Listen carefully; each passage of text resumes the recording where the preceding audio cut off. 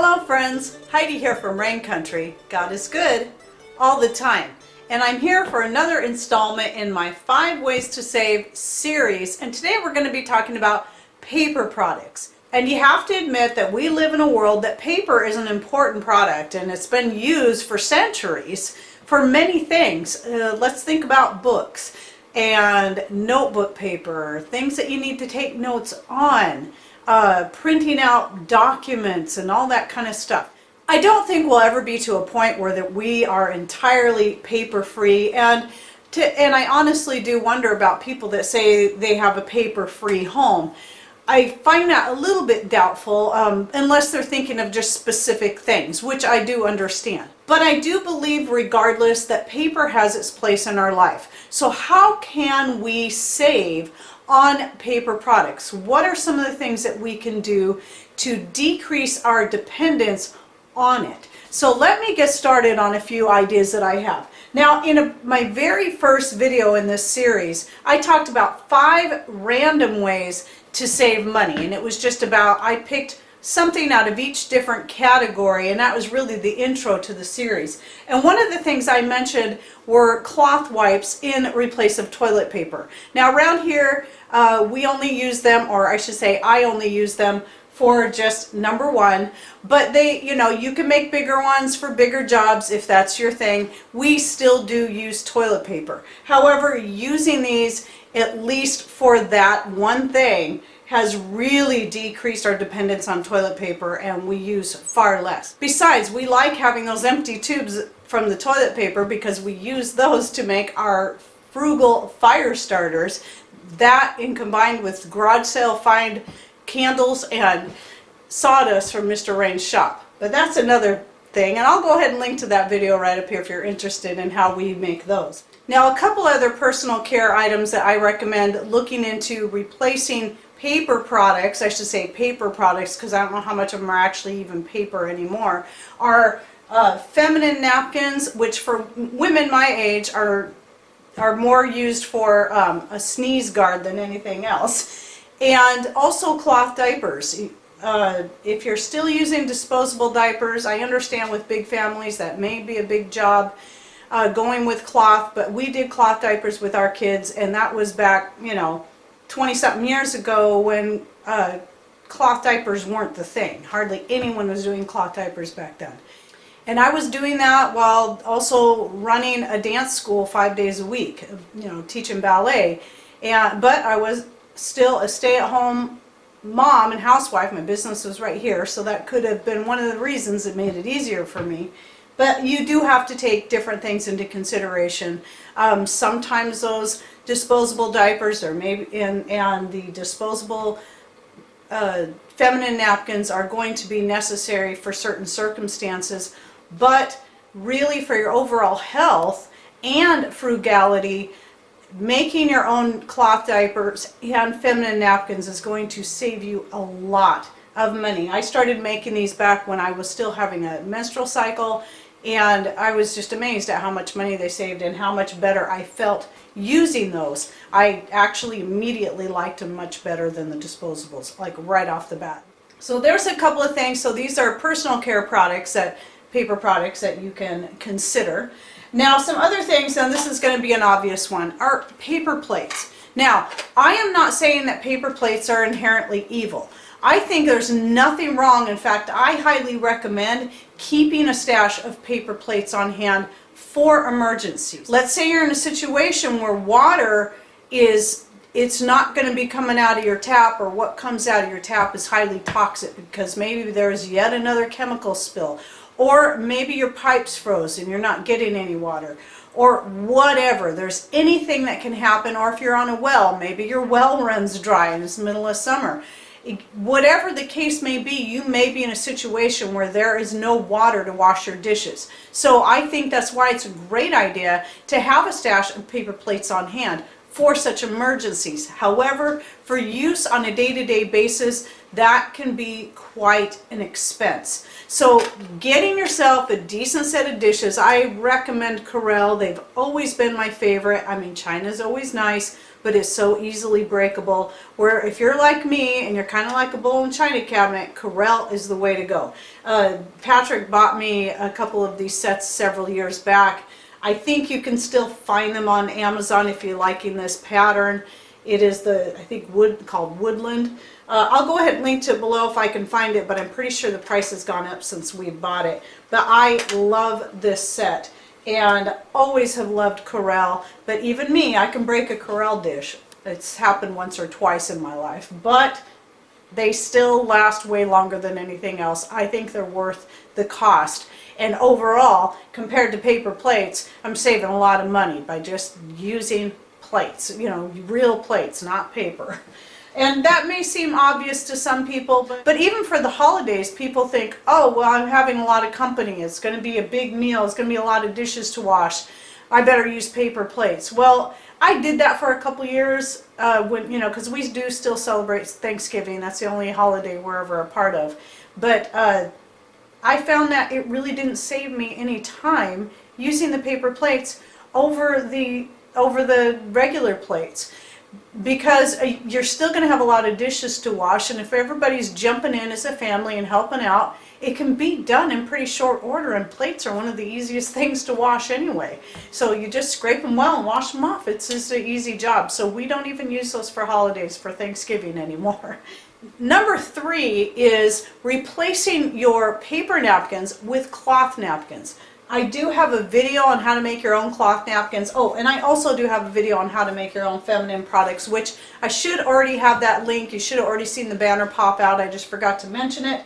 But then the cloth napkins, I have a video. They're so easy to make your own. The ones I made in the video were these red ones and these flannel ones, which are really nice. Flannel is super nice because it's very absorbent. And this is all we use. I do not buy paper napkins anymore. I haven't bought them in years, and I love these. You just wash and reuse again and again and again. Just an easy fix. But you don't even have to get fancy with it if you don't want to. You can simply do like I did with the cloth wipes, is just rip them into squares. Some people will make their cloth wipes and do like I did with the napkins and make them, where I have 2 pieces stitched together and they're hemmed all the way around.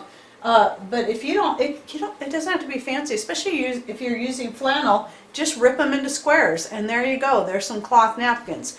Now, moving on to paper towels. You can do the same thing with paper towels. You can just rip yourself some bigger chunks. Now, I've seen people get fancy with it and do it like I did the cloth napkins, and then put snaps on there, and then have like a roll of cloth paper towels. That's a really cute idea, and for those who want the ease of just being able to grab one like that, or just something to look cute anyway, that's an option. But for us, I don't do that. Yes, I do have paper towels. Actually, I only started buying paper towels after I stopped buying paper napkins, and these hardly ever get used. And the reason for that was because one of the things I used to use the paper napkins for was absorbing grease. I used them like paper towels. And that's the only reason I like to have paper towels on hand, is for absorbing up grease, or let's say you're frying something and you want to lay something down and you want to absorb the grease, and that's the only thing I'd ever use them for. And even then, it's a very rare I use those for that. So these are just there just in case. Now let me go on to some other things I use instead of paper towels. This is what I use most frequently. So when I'm cleaning out a greasy pan, I always start with, first I'll take a silicone spatula and scrape out as much as I can, and I'll do it right into the fireplace because that will burn right up. And then the rest of it, I'll take a wadded up newspaper and I will get as much of the grease out of there as I can. Now the reason for that, and then I burn it. Now the reason for that is you really don't want to use cloth that you're going to put through your washing machine for absorbing grease, because now you're getting that grease going into your septic system, whatever that is. And we're really trying to avoid that. And that's why in this case, I believe paper to be an important thing. Now, another thing for absorbing, let's say you've got a plate of something, you're frying some fish or chicken or whatever it is that you're frying up, and you want something on the plate that you're putting that on to absorb the excess grease that's coming off of the food, then what I like to do is use pieces of brown paper bag, and then maybe just a little tiny piece, just big enough to cover that, of paper towel. Like I'll take a paper towel and rip it in half just so I can have something that's a little more sanitary over the top of that, instead of using layers and layers of paper towels or napkins. Just using the brown paper and then just one little coat of the paper towel to do that. And that way you can save quite a bit on using the paper towels. Now the other thing, and this is the thing we use the most in replace of paper towels, and it's not at all fancy, it's simply old t-shirts, Patrick's old t-shirts that we've cut up, or even ones that we found at garage sales and cut up and made t-shirt rags out of them. And these are handy for all kinds of things. I frequently use these not just for cleaning up messes, and so does Mr. Rain. He uses them in his shop in replace of the, he does have work paper towels out there because those are important for other things too, but he uses a lot of these. And the thing that's great about them, if they get to the point where they're just too full of grease or tar or whatever it is he's using it for, just throw them away. And it's easy to find. You wear out t-shirts all the time, and you can always find more at garage sales. And you can do, again, the same idea with just some old flannel, pajama bottoms that you don't wear anymore, button-down shirts or whatever it is. Just make cloths out of them that you can use for any kind of cleanup. And the other thing I was going to say that I like to use the t-shirt rags for is a tissue paper replacement for blowing your nose on. Yes, I use those a lot. In fact, I've been doing that for many, many years. The only time I ever bought like disposable tissues was when I was teaching ballet class, and I needed to have some on hand for wiping little noses, because there was always somebody or two or three somebodies in class that had runny noses, and the tissue was really important in that case. So again, paper products can have their place, just like anything else. It's a matter of learning how to really regulate your use and cut back on your use. Now the last thing, so we did the plates, we did the personal products, we did the cloth napkins, we talked about the paper towels. Now let's talk about the paper as in taking notes with. Notebook paper, for instance. So right here in this little pile, and this is just a small pile, I bought all of these plus a whole bunch more at garage sales. You'll be surprised at the brand new, never used pads of paper you can find for super cheap at garage sales. Like this notebook, I paid 50 cents for. And it was never used. I actually have taken some notes in it since, but it never had been used, and I found several more there, really cheap. These ones here, plus a whole bunch more, like I said, these have all been used greatly by me, but none of them had been used when I bought it. These all came in a big box of office supplies that somebody was selling. They just like cleaned it, all their tape, all their notebook paper, everything, even Post-its, and then just sold it in a big box. And we got we just bought the whole box is what we did, because it was a really good price for everything. I don't remember what we paid, but we got a lot of stuff in there, and it was definitely worth it. So that's one way you can get a good deal on notebook paper, because for me, I know I'm always taking notes. I always need stuff to write notes on. That's just important. I have to have that. Now, some other options that I've been doing for many years, I'm going to start with one of these. It's just making just little pads of notebook paper for grocery lists and stuff like that, or when you need to grab something and write down a phone number on or whatever it is, by recycling pre-printed pieces of paper. So like, some of this stuff was firewood permits that you had to get, and there's usually several pages, and once they were done and we didn't need them anymore, Mr. Rain just cut them up into 4 parts each, and made this notebook paper. Now I don't see I have any on hand. I might have finally used it all up. But I used to be on a worship team many years ago. I played the bass and drums on a worship team at a church, and this was one of my little pet peeves, is they had all this printed music, but oftentimes the music wouldn't get put away back into people's folders after a service was over. It would just get piled into a pile at the back of the stage. And then what would happen eventually, they would just take it all and toss it and print all new stuff instead of reusing the same pieces over and over again. But what I would do is take advantage of those big piles before they went to throw them in the trash. I would take them home, cut them into 4 parts, and make these little note papers like this for using as grocery lists and so on. And that's one thing you can do. And we all have paper that we get at some point through the mail, or documents that we needed to print off. Maybe there are documents that were sent to us. Once they are not necessary for anything, because that you don't need to file away, obviously, because they're really important. If they're just something you needed temporarily, once it's done, cut it up and reuse the paper instead of tossing it. Now, I do have this one pad of paper here that I'm starting because I'm trying to remember to save envelopes from whatever comes in the mail, and then turn those also into note paper. And instead of using a staple, using a paper clip that I can reuse again and again, or if I want to add more to this, I can do that without having to staple it again.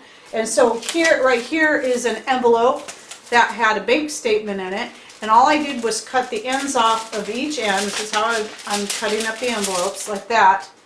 And then obviously cut the envelope in half, separate the 2 halves from each other, cut the window out because you don't need that, but this part here is still good. So I reuse this part.